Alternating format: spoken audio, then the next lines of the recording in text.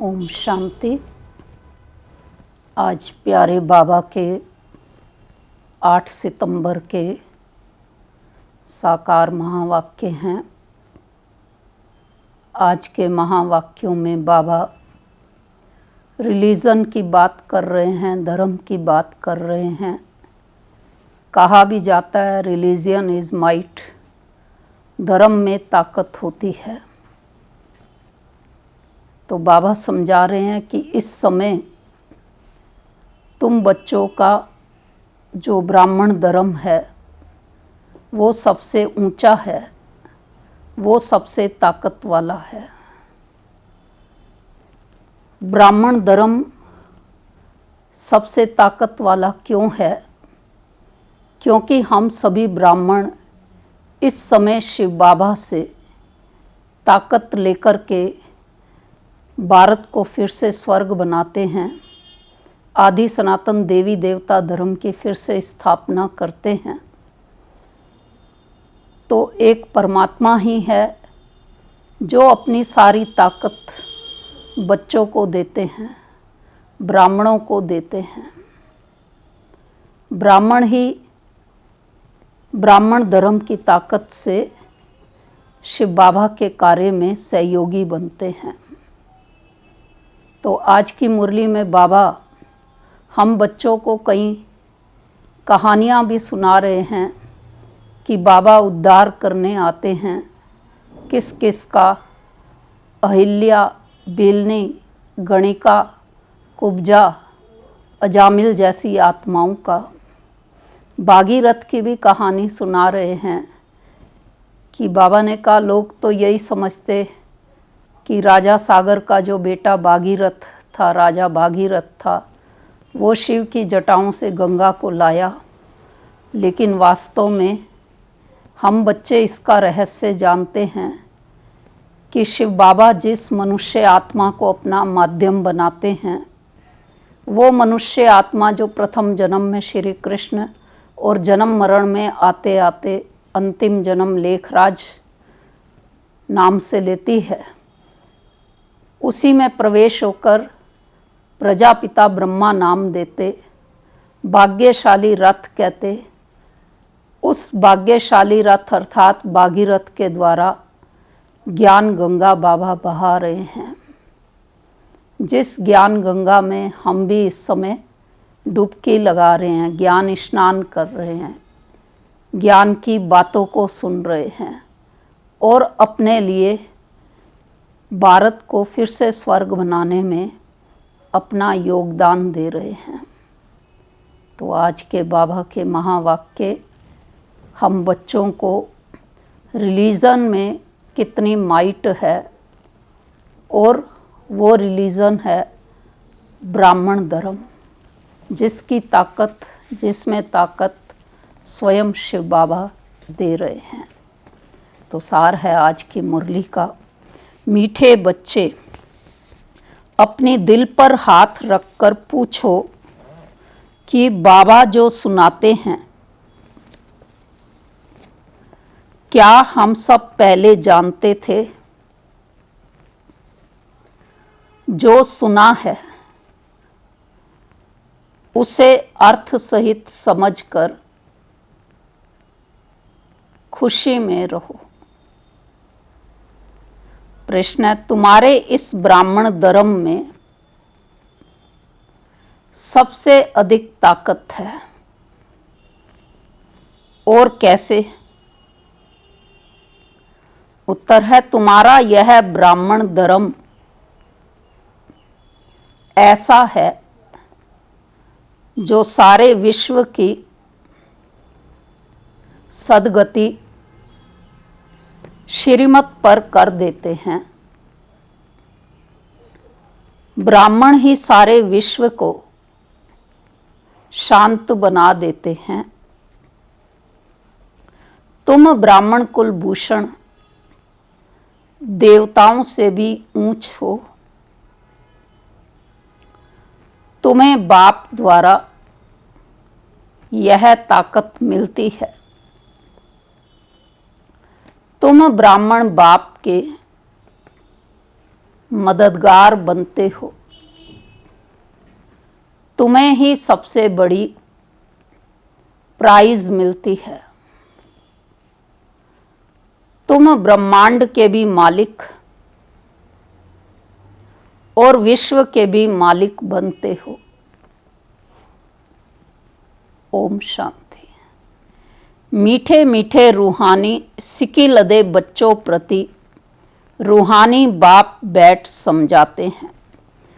रूहानी बच्चे जानते हैं, रूहानी बाप एक ही बार हर 5000 वर्ष के बाद आते हैं जरूर। कल्प नाम रख दिया है जो कहना पड़ता है। इस ड्रामा की अथवा सृष्टि की आयु 5000 वर्ष है।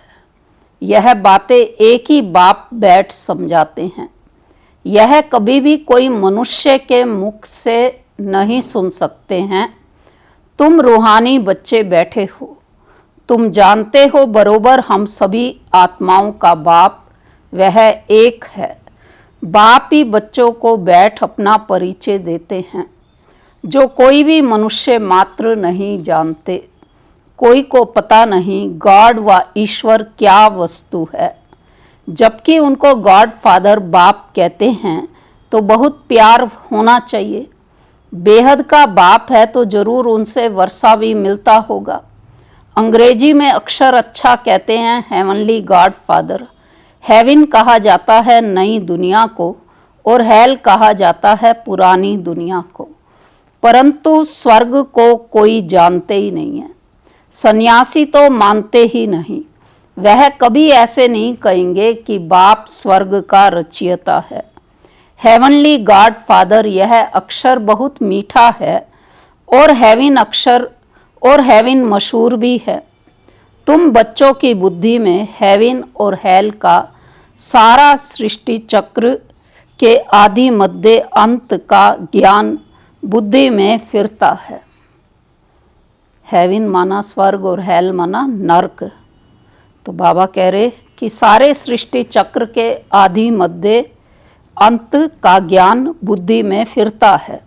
जो जो सर्विसेबल है सभी तो एक रस सर्विसेबल नहीं बनते। तुम अपनी राजधानी स्थापन कर रहे हो फिर से। तुम कहेंगे हम रूहानी बच्चे बाप की श्रेष्ठ ते श्रेष्ठ मत पर चल रहे हैं। ऊंच ते ऊंच बाप की ही श्रीमत है। श्रीमत भगवत गीता भी गाई हुई है। यह है पहले नंबर का शास्त्र। बाप का नाम सुनने से ही जट वर्षा याद आ जाता है। यह दुनिया में कोई भी नहीं जानते कि गॉड फादर से क्या मिलता है। अक्षर कहते हैं प्राचीन योग, परंतु समझते नहीं कि प्राचीन योग किसने सिखाया। वो तो कृष्ण ही कहेंगे, क्योंकि गीता में कृष्ण का नाम डाल दिया है। अभी तुम समझते हो बाप ने ही राजयोग सिखाया, जिससे सब मुक्ति जीवन मुक्ति को पाते हैं। यह भी समझते हो कि भारत में ही शिव बाबा आया था, उनकी जयंती भी मनाते हैं। परंतु गीता में नाम गुम होने से महिमा भी गुम हो गई है, जिससे सारी दुनिया को सुख शांति मिलती है। उस बाप को भूल गए हैं। इनको कहा ही जाता है एकज भूल का नाटक। बड़े ते बड़ी भूल यह है जो बाप को नहीं जानते। कभी कहते वह नाम रूप से न्यारा है, फिर कहते एक और कह देते नाम रूप से न्यारा है, और दूसरी ओर बाबा कह रहे कि क्या कहते हैं कच्छ मच्छ अवतार है, ठिक्कर बित्तर में है। भूल में भूल होती जाती है, सीढ़ी नीचे उतरते जाते हैं, कला कम होती जाती है, तमो प्रधान बनते जाते हैं। ड्रामा के प्लान अनुसार जो बाप स्वर्ग का रचयिता है, जिसने भारत को स्वर्ग का मालिक बनाया, उनको ठिक्कर बित्तर में कह देते हैं। बाबा जिसने भारत को स्वर्ग बनाया, मनुष्य को स्वर्ग का मालिक बनाया, जो स्वर्ग का रचयिता है, उसको फिर ठिक्कर बित्तर में कह दिया। तो बाप समझाते हैं कि तुम सीढ़ी कैसे उतरते आए हो, कुछ भी किसको पता नहीं है। ड्रामा क्या है पूछते रहते हैं। यह दुनिया कब से बनी है, नई सृष्टि कब थी, तो कह देंगे लाखों वर्ष आगे। समझते हैं पुरानी दुनिया में तो अभी बहुत वर्ष पड़े हैं। इसको अज्ञान अंधियारा कहा जाता है। गायन भी है, ज्ञान अंजन सतगुरु दिया, अज्ञान अंधेर विनाश। तुम समझते हो रचयिता बाप जरूर स्वर्ग ही रचेंगे। बाप ही आकर नर्क को स्वर्ग बनाते हैं। रचयिता बाप ही आकर सृष्टि के आदि मध्य अंत का ज्ञान सुनाते हैं। आते भी हैं अंत में, टाइम तो लगता है ना। यह भी बच्चों को समझाया है। ज्ञान में इतना समय नहीं लगता है जितना याद की यात्रा में लगता है। 84 जन्मों की कहानी तो जैसे एक कहानी है। आज से 5000 वर्ष पहले किन्हों का राज्य था, वह राज्य कहाँ गया। तुम बच्चों को अब सारी नॉलेज है। तुम हो कितने साधारण, अजामिल जैसे पापी, अहिल्याएं, कुब्जाएं, बिलनियाँ, कितना उनको ऊंच बनाते हैं। बाप समझाते हैं तुम क्या से क्या बन गए हो। बाप आकर समझाते हैं पुरानी दुनिया का अब हाल देखो क्या है। मनुष्य कुछ भी नहीं जानते कि सृष्टि का चक्र कैसे फिरता है। बाप कहते हैं तुम अपनी दिल पर हाथ रखकर पूछो, आगे यह कुछ जानते थे? कुछ भी नहीं। अभी जानते हो। बाबा फिर से आकर हमको विश्व की बादशाही देते हैं। कोई की बुद्धि में नहीं आएगा कि विश्व की बादशाही क्या होती है। विश्व माना सारी दुनिया। तुम जानते हो बाप हमको ऐसा राज्य देते हैं जो हमसे आधा कल्प तक कोई छीन नहीं सकते। तो बच्चों को कितनी खुशी होनी चाहिए। बाप से कितना बार राज्य लिया है। बाप सत्य है, सत्य शिक्षक भी है, सतगुरु भी है। कब सुना ही नहीं, अभी अर्थ सहित तुम समझते हो। तुम बच्चे हो, बाप को तो याद कर सकते हो। आजकल छोटेपन में ही गुरु करते हैं। गुरु का चित्र बनाए भी गले में डालते हैं व घर में रखते हैं। यहाँ तो वंडर है। कौन सा आश्चर्य है यहाँ पर। बाप, शिक्षक, सतगुरु सब एक ही है। बाप कहते हैं मैं साथ में ले चलूँगा। तुमसे पूछेंगे कि क्या पढ़ते हो। लोग हमसे पूछते ना कि क्या पढ़ाई पढ़ने जाते हो। बोलो हम नई दुनिया में राजाई प्राप्त करने के लिए राजयोग पढ़ते हैं। यह है ही राजयोग। जैसे बैरिस्टर योग होता है तो जरूर बुद्धि का योग बैरिस्टर तरफ जाएगा। टीचर को जरूर याद तो करेंगे ना। तुम कहेंगे हम स्वर्ग की राजाई प्राप्त करने के लिए ही पढ़ते हैं।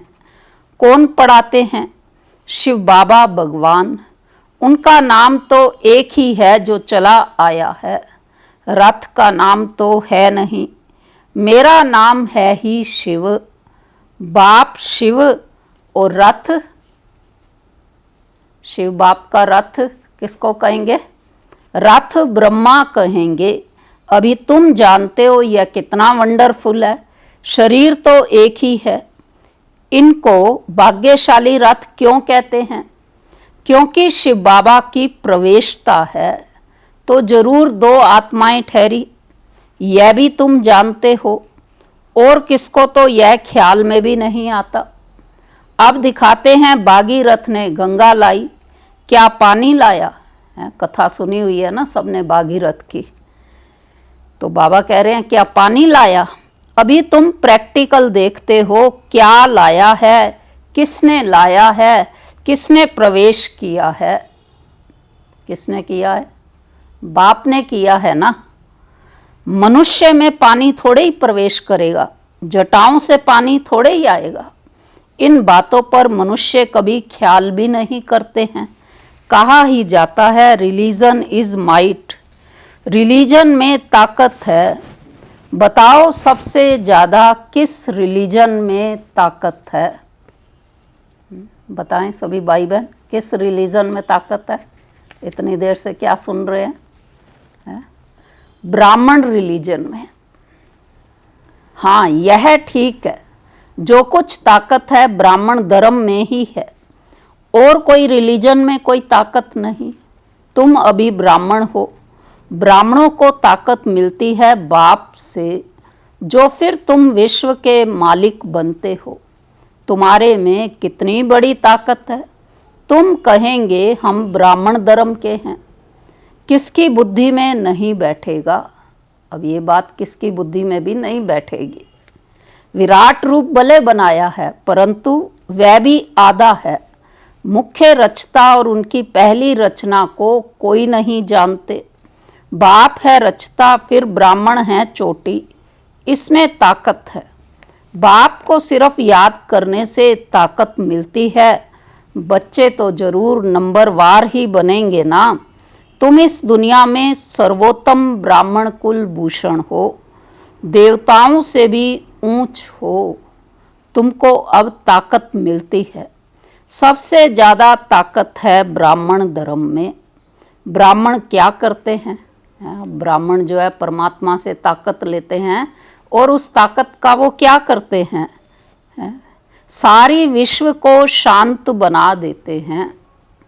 तुम्हारा धर्म ऐसा है जो सर्व की सद्गति करते हैं श्रीमत द्वारा। तब बाप कहते हैं तुमको अपने से भी ऊंच बनाता हूँ। तुम ब्रह्मांड के भी मालिक, विश्व के भी मालिक बनते हो। सारे विश्व पर तुम राजाई करेंगे। अभी गाते हैं ना, भारत हमारा देश है। कभी महिमा के गीत गाते, कभी फिर कहते, कभी तो भारत देश की महिमा करते और कभी फिर गाते। महिमा का गीत किसी को ध्यान आता है? मुरली में नहीं है, वैसे किसी को याद आता है? ये गीत बना हुआ ना, जहाँ डाल डाल पर सोने की चिड़िया करती थी बसेरा, वो भारत देश था मेरा। ये गीत सुनते रहते थे, लेकिन अब सबको समझ आ गई कि वास्तव में भारत देश ही स्वर्ग कहलाता था, सोने की चिड़िया कहलाता था। और आज भारत की क्या स्थिति है, उस पर भी गीत बना हुआ है कि देख तेरे इंसान की हालत क्या हो गई। भगवान, कितना बदल गया इंसान। भारत देश की भी क्या हालत हो गई, इंसान की भी क्या हालत हो गई। ये हम गीत गाते रहे तो जानते नहीं कि भारत इतना ऊंच कब था। मनुष्य तो समझते हैं स्वर्ग अथवा नर्क यहाँ है। जिसको धन मोटर आदि है वह स्वर्ग में है। यह नहीं समझते कि स्वर्ग कहा ही जाता है नई दुनिया को। यहाँ सब कुछ सीखना है। साइंस का हुनर भी फिर वहाँ काम में आता है। यह साइंस भी वहाँ सुख देती है। यहाँ तो इन सब से है अल्पकाल का सुख। वहाँ तुम बच्चों के लिए यह स्थायी सुख हो जाएगा। यहाँ सब सीखना है। क्यों सीखना है? यहाँ सब बाबा समझा रहे कि सब सीखो। क्यों? जो फिर संस्कार ले जाएंगे। कोई नई आत्माएं नहीं आएंगी जो सीखेंगी। यहाँ के बच्चे ही साइंस सीख कर वहाँ चलते हैं। बहुत होशियार हो जाएंगे, सब संस्कार ले जाएंगे, फिर वहाँ काम में आएंगे। अभी है अल्पकाल का सुख, फिर यह बाम शादी ही सबको खलास कर देंगे। मौत के बिगर शांति का राज्य कैसे हो? यहाँ तो अशांति का राज्य है। यह भी तुम्हारे में नंबरवार हैं जो समझते हैं। हम पहले पहले अपने घर जाएंगे, फिर सुखधाम में आएंगे। सुख में बाप तो आते ही नहीं। बाप कहते हैं मुझे भी वानप्रस्थ रथ चाहिए ना। क्यों? भक्ति मार्ग में भी सबकी कामनाएं पूरी करता आया हूं। भक्ति मार्ग में बाबा ने सबकी कामनाएं पूरी की, तो संदेशियों को बाबा दिखाते थे साक्षात्कार के अंदर कि कैसे जो है मूर्तियों के आगे, अपने अपने इष्ट देव के आगे भगत खड़े हुए हैं और शिव बाबा उनकी मनोकामना पूरी कर रहे हैं उनके ही इष्ट देव के द्वारा। तो भक्ति मार्ग में भी सबकी कामनाएं पूरी करता आया हूँ। संदेशियों को भी दिखाया है कैसे भगत लोग तपस्या पूजा आदि करते हैं, देवियों को सजाए पूजा आदि कर फिर समुद्र में डुबो देते हैं। कितना खर्चा होता है। पूछो यह कब से शुरू हुआ है, तो कहेंगे परंपरा से चला आया है। कितना भटकते रहते हैं, यह भी सब ड्रामा है। बाप बार बार बच्चों को समझाते हैं, हम तुमको बहुत मीठा बनाने आए हैं। यह देवताएं कितने मीठे हैं, अभी तो मनुष्य कितने कड़वे हैं। जिन्होंने बाप को बहुत मदद की थी उन्हों की पूजा करते रहते हैं। तुम्हारी पूजा भी होती है, पद भी तुम ऊंच प्राप्त करते हो। बाप खुद कहते हैं मैं तुमको अपने से भी ऊंच बनाता हूँ। ऊंचते ऊंच भगवान की है श्रीमत, कृष्ण की तो नहीं कहेंगे। गीता में भी श्रीमत मशहूर है। कृष्ण तो इस समय बाप से वर्षा ले रहे हैं। कृष्ण की आत्मा के रथ में बाप ने प्रवेश किया है। कितनी वंडरफुल बात है, कभी किसकी बुद्धि में आएगा नहीं।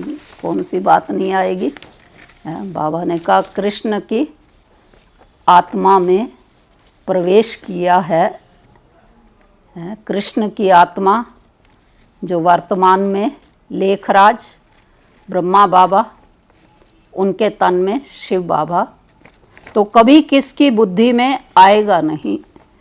समझने वालों को भी समझाने में बड़ी मेहनत लगती है। बाप कितना अच्छी रीति बच्चों को समझाते हैं। बाबा लिखते हैं सर्वोत्तम ब्रह्मा मुख वंशावली ब्राह्मण, तुम ऊंच सर्विस करते हो तो यह प्राइज मिलती है। तुम बाप के मददगार बनते हो तो सबको प्राइज मिलती है। नंबरवार पुरुषार्थ अनुसार तुम्हारे में भी बड़ी ताकत है। तुम मनुष्य को स्वर्ग का मालिक बना सकते हो। तुम रूहानी सेना हो। अब रूहानी सेना की निशानी कौन सी? बैज लगाना। तो बैज के विषय में बाबा समझा रहे, तुम यह बैज नहीं लगाएंगे तो मनुष्य कैसे समझेंगे कि यह भी रूहानी मिलिट्री है। मिलिट्री वालों को हमेशा बैज लगा हुआ होता है। शिव बाबा है नई दुनिया का रचयिता। वहाँ इन देवताओं का राज्य था, अब नहीं है। फिर बाप कहते हैं मन मना भव, देह सहित सब संबंध छोड़ माम एकम याद करो, तो कृष्ण की डिनाइस्टी में आ जाएंगे। इसमें लज्जा की तो बात ही नहीं। बाप की याद रहेगी। बाप इनके लिए भी बताते हैं, यह नारायण की पूजा करते थे। नारायण की मूर्ति साथ में रहती थी, चलते फिरते उनको देखते थे। अभी तुम बच्चों को ज्ञान है, बैज तो जरूर लगा रहना चाहिए। साकार में ब्रह्मा बाबा नारायण की मूर्ति हमेशा अपने साथ रखते थे, अपने पास रखते थे। तो बाबा कह रहे इसी प्रकार से तुम बच्चों को भी बैज हमेशा लगा करके रखना चाहिए। आज किस किस ने बैज लगा रखा है? जिसने भी लगा रखा है तो उसको बहुत बहुत मुबारक। बाबा की श्रीमत जो मुरली के द्वारा मिल रही। तो तुम हो नर को नारायण बनाने वाले, राजयोग भी तुम ही सिखलाते हो। अभी तुम बच्चों को ज्ञान है, बैज तो जरूर लगा रहना चाहिए। नर से नारायण बनाने की सर्विस करते हो। अपने को देखना है, हमारे में कोई अवगुण तो नहीं है, बैज भी लगा हुआ है, लेकिन साथ साथ देखना है कि हमारे में कोई अवगुण तो नहीं है। तुम बच्चे बाप दादा के पास आते हो, बाप है शिव बाबा, दादा है उनका रथ। बाप जरूर रथ द्वारा ही मिलेंगे ना। बाप के पास आते हैं रिफ्रेश होने, सन्मुख बैठने से याद पड़ती है बाबा आया है ले जाने के लिए। बाप सन्मुख बैठे हैं तो ज़्यादा याद आनी चाहिए। अपनी याद की यात्रा को वहाँ भी तुम रोज बढ़ा सकते हो। अच्छा मीठे मीठे सिकिलदे बच्चों प्रति मात पिता बाप दादा का याद प्यार और गुड मॉर्निंग। रूहानी बाप की रूहानी बच्चों को नमस्ते। हम रूहानी बच्चों की रूहानी बाप दादा को नमस्ते। धारणा की मुख्य पॉइंट है, पहली है अपने को देखना है कि हमारे में कोई अवगुण तो नहीं है। जैसे देवताएं मीठे हैं ऐसा मीठा बना हूं। दूसरी पॉइंट, बाप की श्रेष्ठ से श्रेष्ठ मत पर चल अपनी राजधानी स्थापन करनी है। सर्विसेबल बनने के लिए सृष्टि के आदि मध्य अंत का, हेवन और हेल का ज्ञान बुद्धि में फिराना है। वरदान है आज का, श्रेष्ठ भावना के आधार से सर्व को शांति शक्ति की किरणें देने वाले विश्व कल्याणकारी भव। स्लोगन है, मैंपन और मेरापन यही देह अभिमान का दरवाजा है, अब इस दरवाजे को बंद करो। वरदान का स्पष्टीकरण है, जैसे बाप के संकल्प व बोल में नैनों में सदा ही कल्याण की भावना व कामना है, ऐसे आप बच्चों के संकल्प में विश्व कल्याण की भावना व कामना भरी हुई हो। कोई भी कार्य करते विश्व की सर्व आत्माएं इमर्ज हों। मास्टर ज्ञान सूर्य बन शुभ भावना व श्रेष्ठ कामना के आधार से शांति व शक्ति की किरणें देते रहो, तब कहेंगे विश्व कल्याणकारी। लेकिन इसके लिए सर्व बंधनों से मुक्त स्वतंत्र बनो। अच्छा, ओम शांति।